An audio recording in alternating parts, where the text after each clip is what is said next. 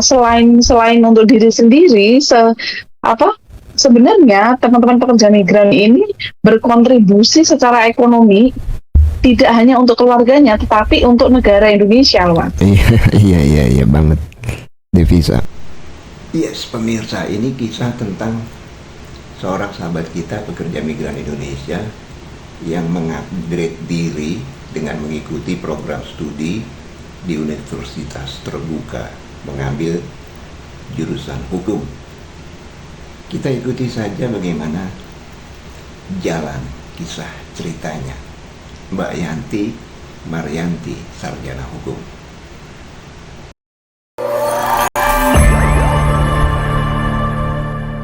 Baik, pendengar podcast Nongkrong Bareng, Mbak Yanti Maryanti sudah bersama di WA call. Assalamualaikum warahmatullahi wabarakatuh. Selamat malam Mbak Yanti Maryanti. Selamat malam, Mas. Apa kabar? Alhamdulillah sehat. Agenda-agenda KMTH yang baru berlalu mungkin Mbak? Ada Kita kegiatan apa?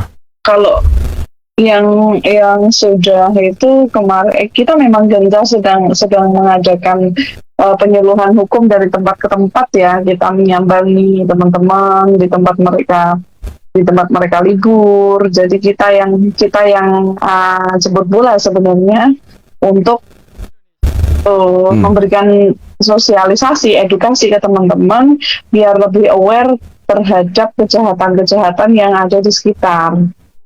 Okay. Kadang sering juga kita bekerja sama dengan kejaksaan di KJRI itu untuk berkeliling bersama untuk lebih luas lagi jangkauannya.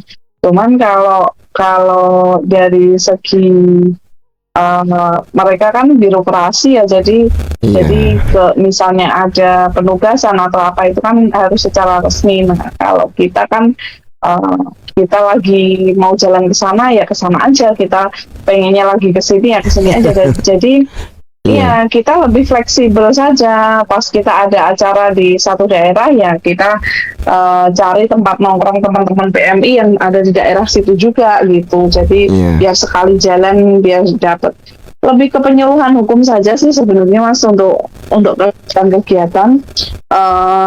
Tidak jarang juga dapat undangan di beberapa event di beberapa acaranya teman-teman pekerja migran untuk memberikan sambutan dan penyuluhan hukum juga.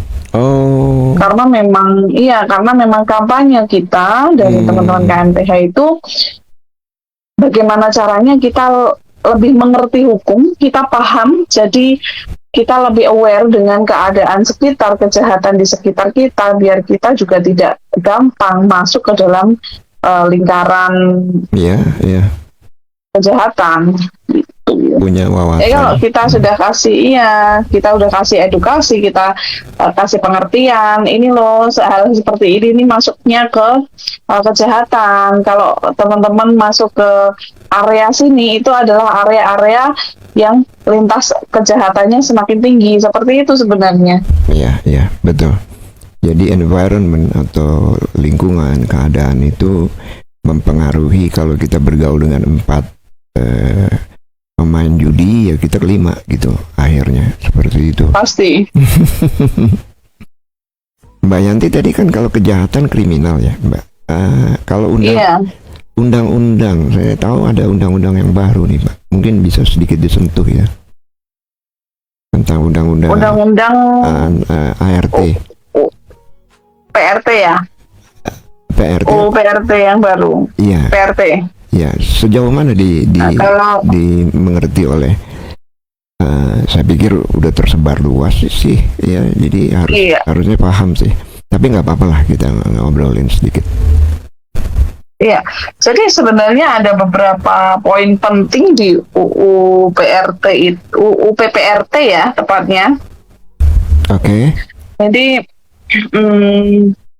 karena kalau UU PRT saja kan Undang-Undang Pekerja Rumah Tangga, jadi kita itu harus lebih komplit menyebutnya itu UU PPRT itu Undang-Undang Perlindungan Pekerja Rumah Tangga. Oke.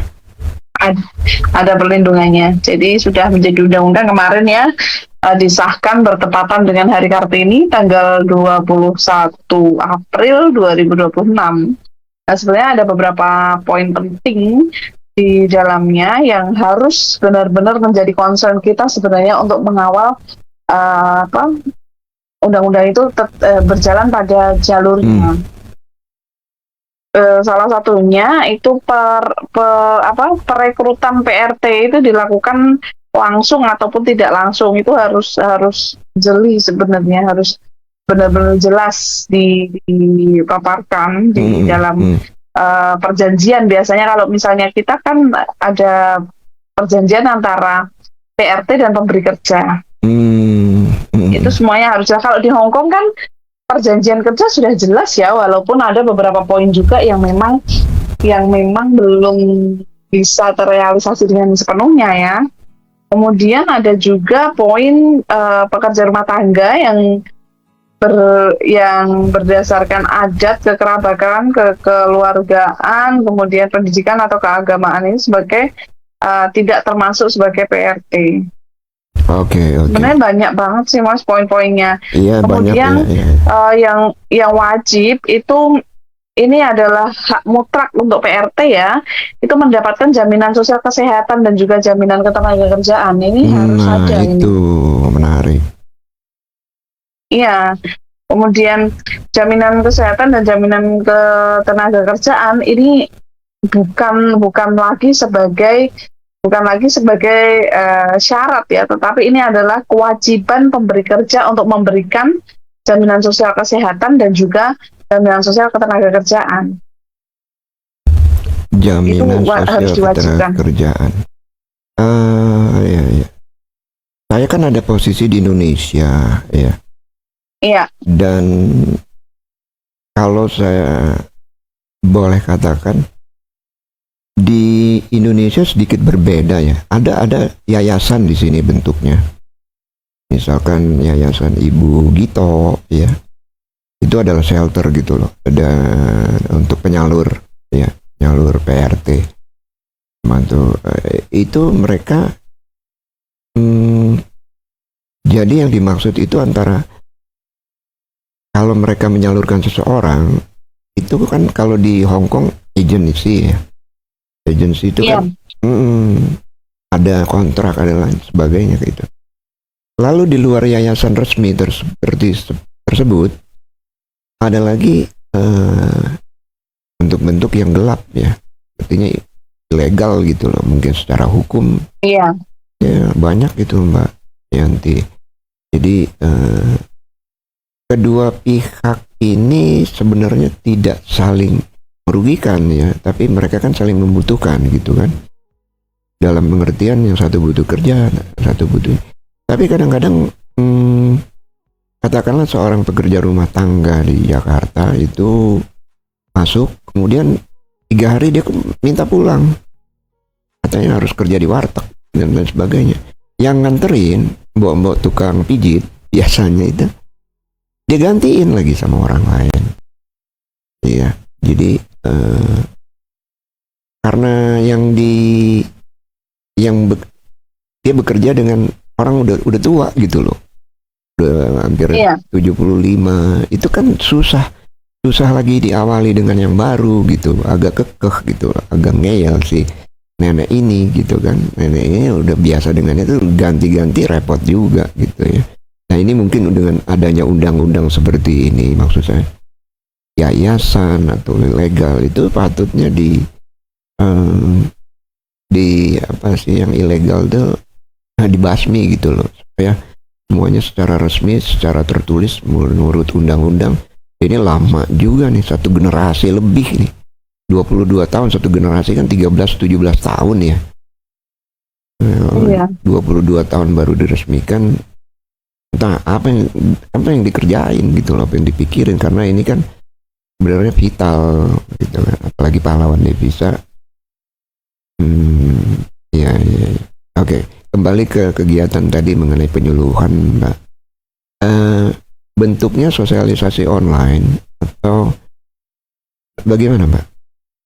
ke lapangan? Kalau online itu kita lebih ke edukasi untuk seperti kelas ya, edukasi hukum. Tapi kalau secara offline kan kita dari tempat ke tempat, kita mencari tempat tongkrongan teman-teman, itu kita memberikan edukasi.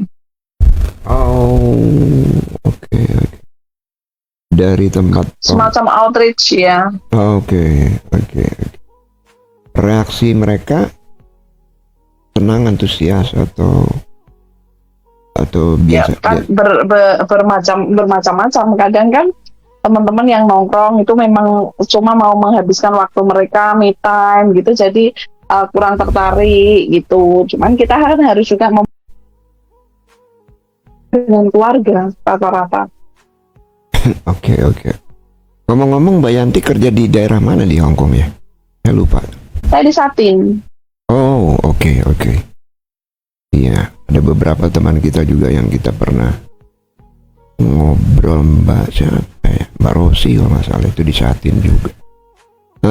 Begitu ya. Jadi datang ke bukan komunitas, ke kumpulan teman-teman untuk penyuluhan hukum ini.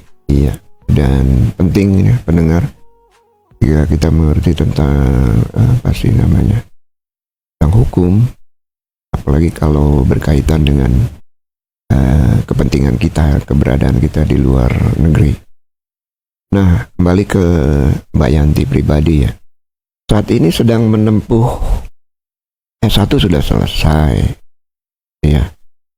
Sedang menempuh S2. Oke. 2 ya. Semester berapa sekarang, Mbak? Sekarang sudah masuk semester 2, insya Allah semester depan kita sudah tesis. Ya. S2 kan. Kemudian persiapan sidang. Iya. Berarti buka buku terus ya. Atau bagaimana sih sistem belajar? Mau tidak mau harus membaca buku, karena kalau S1, kalau sarjana itu, pendidikan sarjana itu mungkin kita lebih bisa hanya teoritis ya. Jadi kadang bisa cuma buka Google, belajar sambil jalan, nanti sambil mungkin minta bantuan AI dan lain-lain. Tapi kalau sudah masuk S2 nggak bisa. Itu kan kita lebih ke pemahaman teori. Kita buat jurnal. Iya. Kita lebih membuat jurnal, bukan lagi esai, Mas.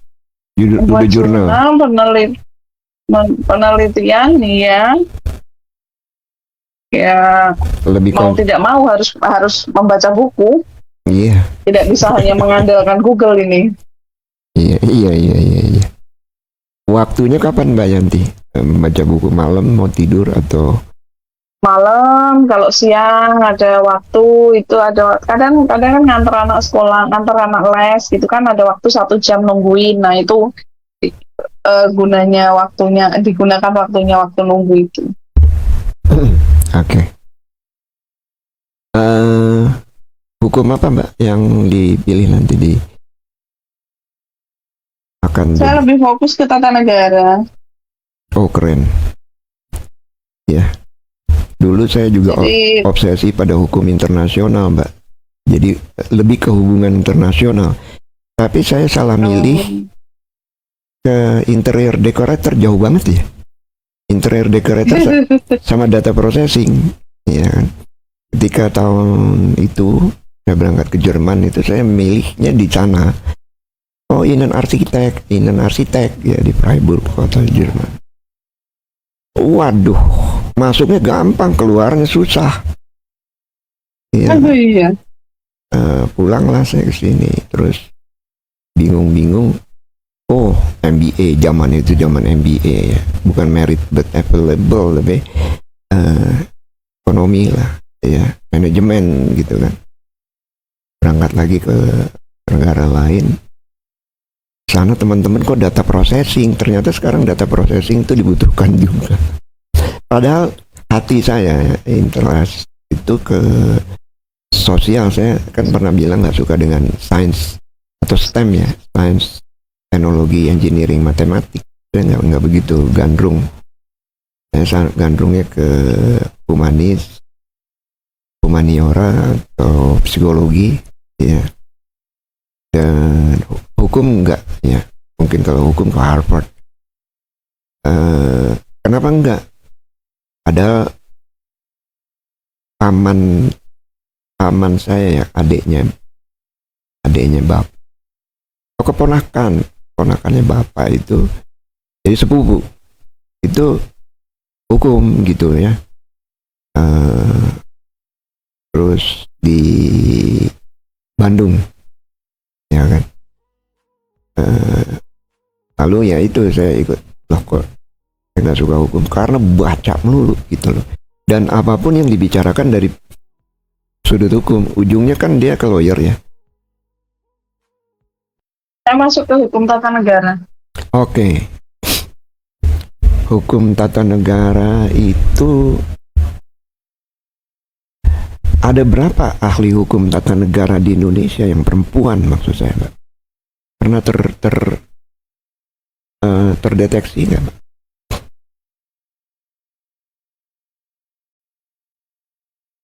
Tidak begitu banyak sih, Mas.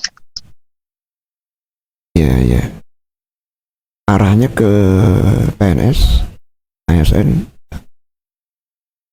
Saya sih lebih fokus sama tatanan undang-undang ya, tatanan undang-undang terutama hal yang menyoroti terkait dengan pekerja migran, karena memang tujuan saya melanjutkan pendidikan ini memang untuk memperjuangkan hak pekerja migran. Oh, keren. DPR ini. Cuman harus masuk parpol. Aduh, repot. Kalau saya parpol sih fleksibel, Mas.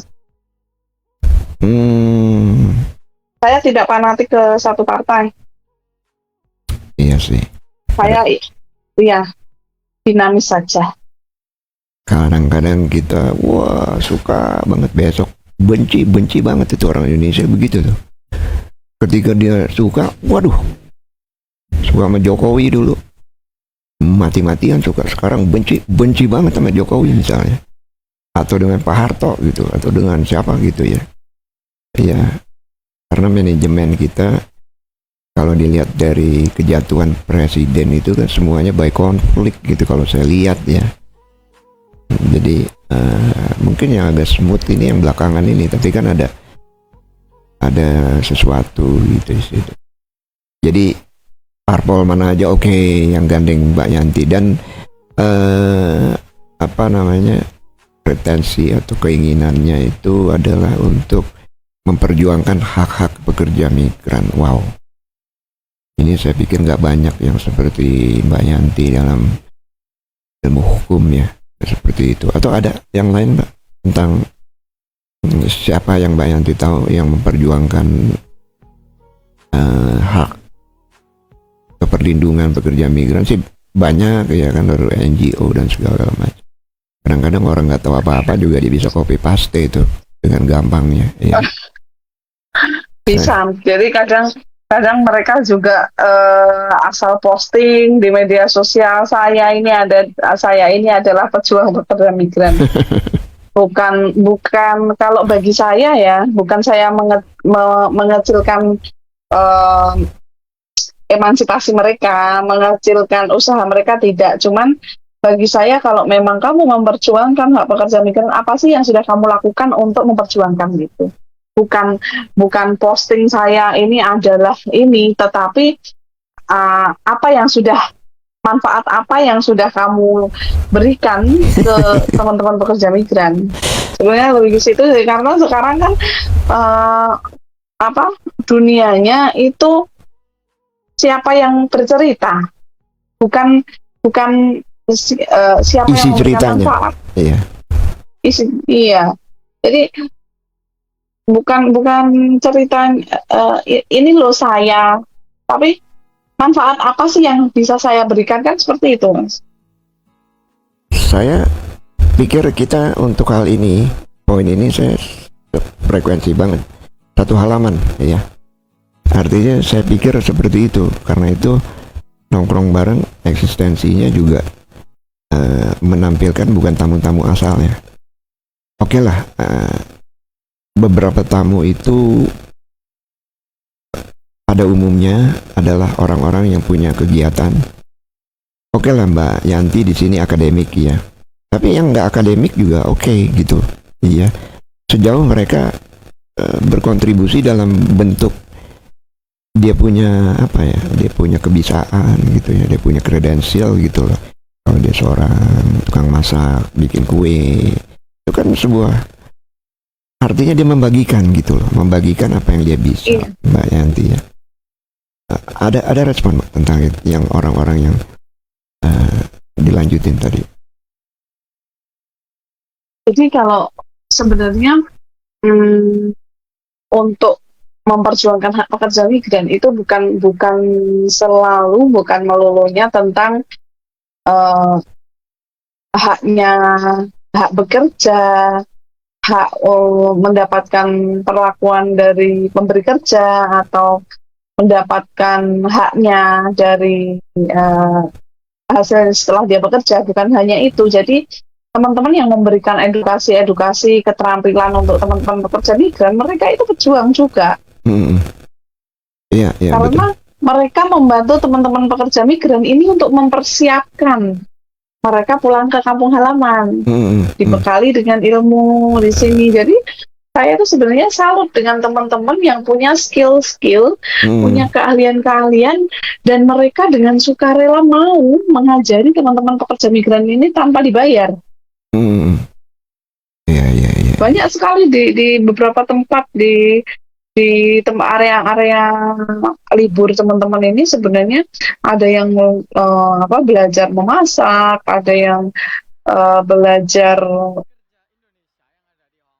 salon, hairstyling, belajar make up, kemudian banyak sekali aja yang belajar kerajinan tangan, menjahit, banyak sekali. Jadi sebenarnya tutor-tutor ini, teman-teman ini mereka adalah pejuang devisa, pahlawan devisa, pejuang devisa negara, tetapi mereka juga pejuang untuk teman-teman pekerja migran ini meningkatkan kualitas hidupnya. Dan tidak digaji negara loh. Mereka mencerdaskan PMI, tidak digaji negara, malah mereka membayar ke negara. Ini kan tindakan-tindakan yang sangat mulia, bukan hanya masuk ke media sosial, saya adalah ini bla bla bla bla, kemudian saya membantu teman-teman seperti itu. Bukan seperti itu, tapi kita cobalah lihat turun ke lapangan. Tidak hanya 10, 20, ratusan teman-teman pekerja migran ini yang meluangkan waktunya untuk memberikan edukasi untuk teman-teman pekerja migran lain mempersiapkan diri pulang ke kampung halaman dengan keahlian-keahlian yang mereka punya.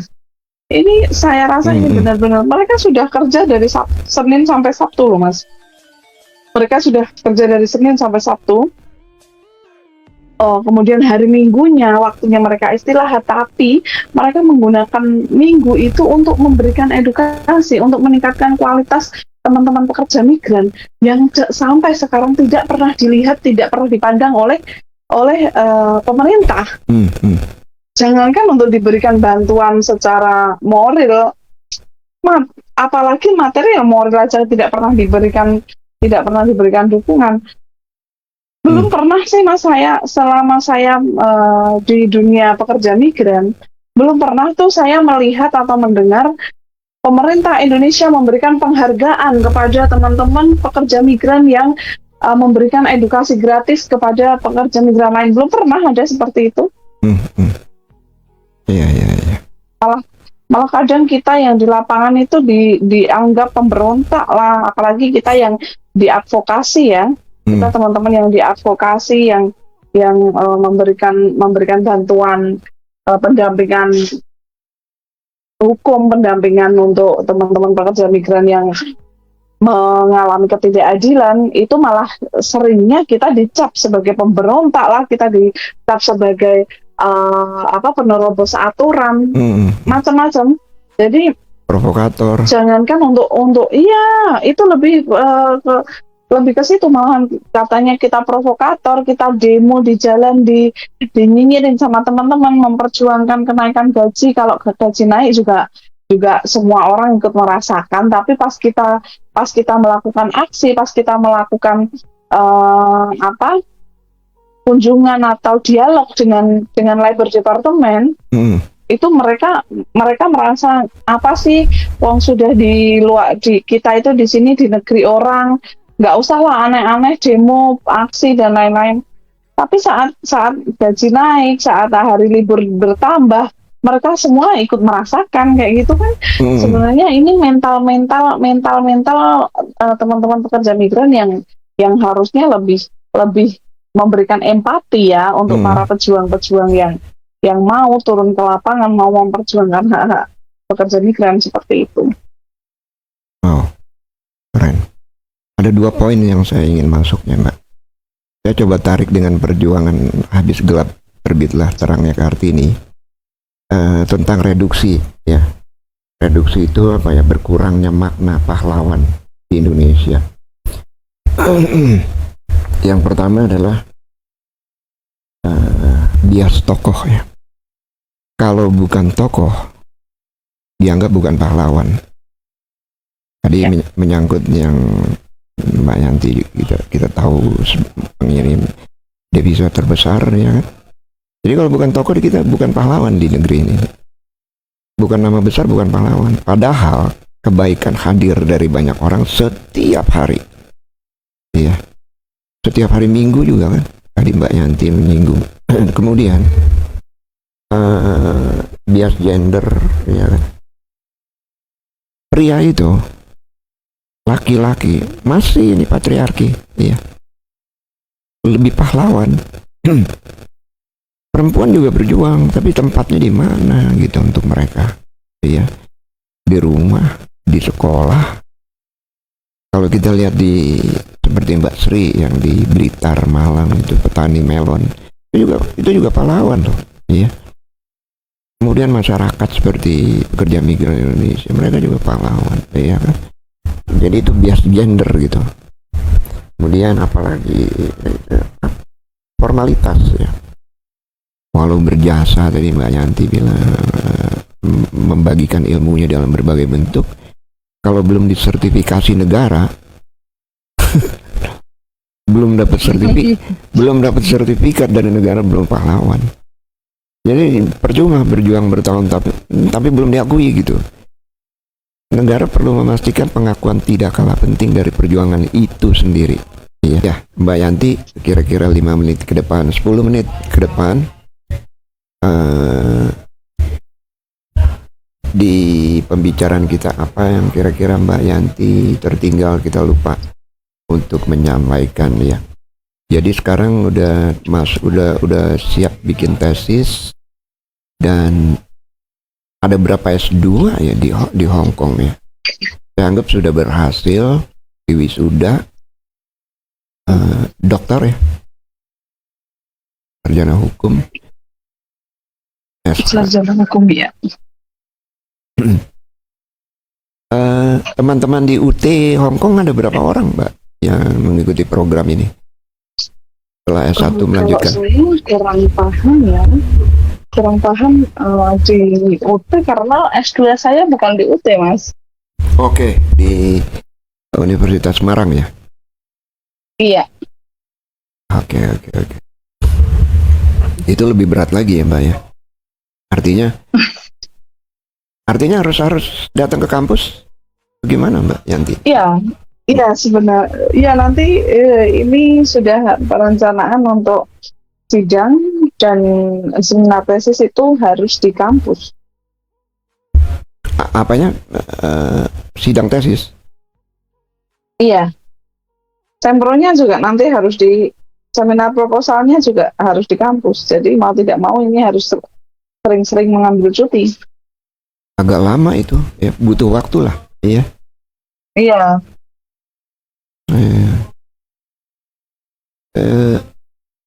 Perawatan wajah apa Mbak Yanti ini, glowing ini? Aduh, biasa aja. Ini ya rajin-rajin mandi aja.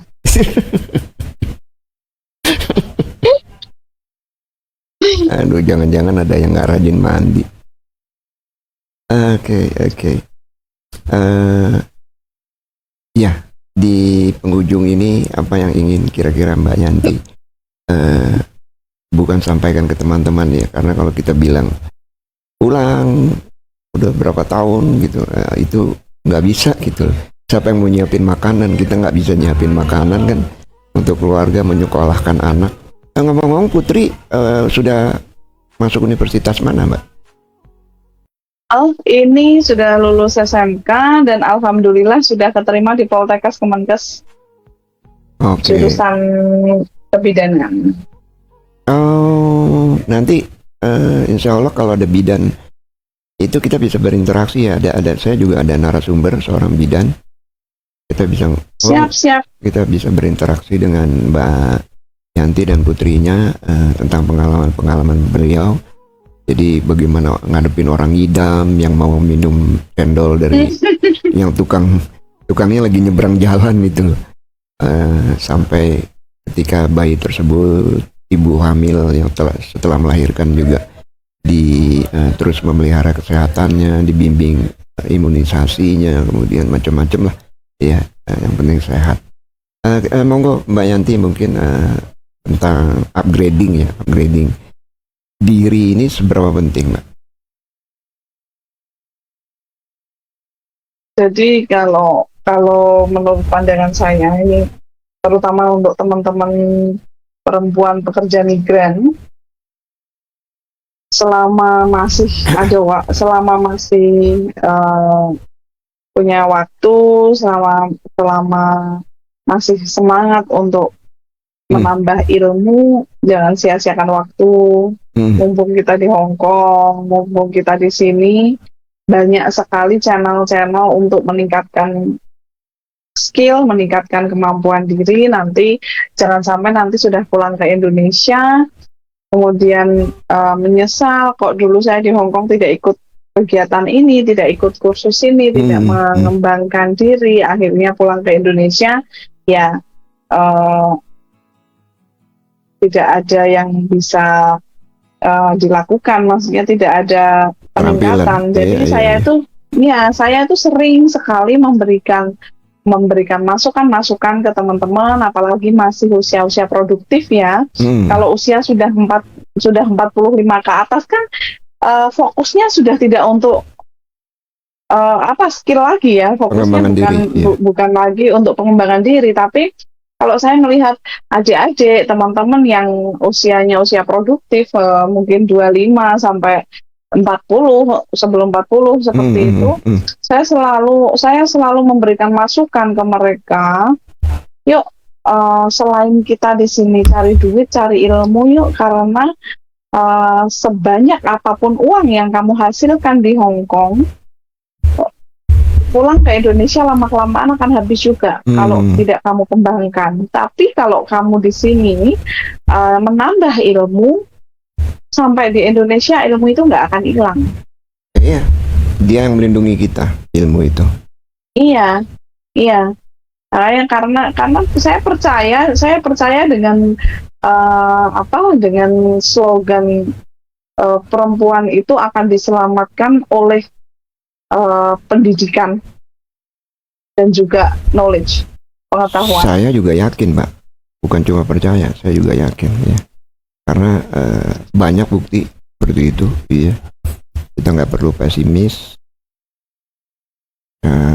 melihat Indonesia, walaupun saat ini lagi nggak jelas, nggak karu-karuan dari sisi dolar, ekonomi, ya. Dari sisi geopolitik juga kita entah bagaimana, ya kan Mbak Yanti.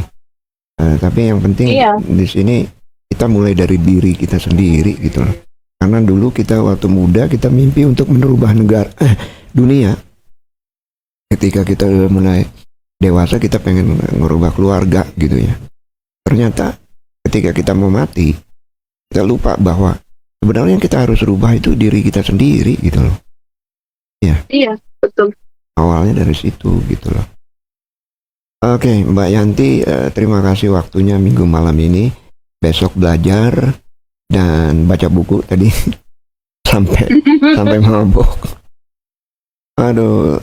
Oh bener-bener mabuk jurnal. Kalau saya Mas serius ini, saya sering ditanya sama teman-teman kalau pas nongkrong pas ini, kenapa kamu sekarang beda sekali sih? Ya saya mabuk jurnal. Iya, karena semakin tinggi tower itu semakin anginnya kencang, dalam pengertian semakin banyak yang kita perlu pelajari. Tapi disitulah Tuhan menciptakan otak manusia untuk digunakan gitu kan. Dia digunakan semaksimal mungkin, bisa bermanfaat, dan itu dah ilmu itu adalah rezeki ya. Dikejar rezeki itu kejar ilmu gitu kan. Iya. Kategori tertinggi teratas dari Allah itu adalah ilmu gitu. Ilmu, iya, karena memang kita sering ya lihat entah itu di media sosial, entah di kutipan perempuan hebat ya, pada akhirnya yang dapat menyelamatkan seorang perempuan itu adalah pendidikan, iman, kemudian karir, dan juga dirinya sendiri. Iya. Pendidikan, iman, karir, dirinya sendiri ya. Dirinya sendiri. Kalau seorang perempuan sudah mempunyai 4 fondasi itu, mereka sudah tidak akan takut diremehkan oleh siapapun. Takutnya cuma sama Tuhan. Baik, Mbak Yanti Marianti, sarjana hukum ya. Saya senang sekali.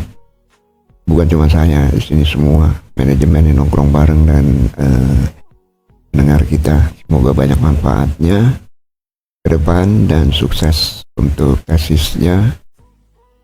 Amin. Terima kasih. Ya, menjadi banggaan dari nongkrong bareng dan pekerja migran Indonesia. Ya, nongkrong bareng bangga terus sih dengan siapa yang kita tampilkan. Semoga energinya terjaga, itu yang penting, kesehatannya bagus. Dan selamat beristirahat. Wassalamualaikum warahmatullahi wabarakatuh, Mbak Yanti Marianti. Waalaikumsalam.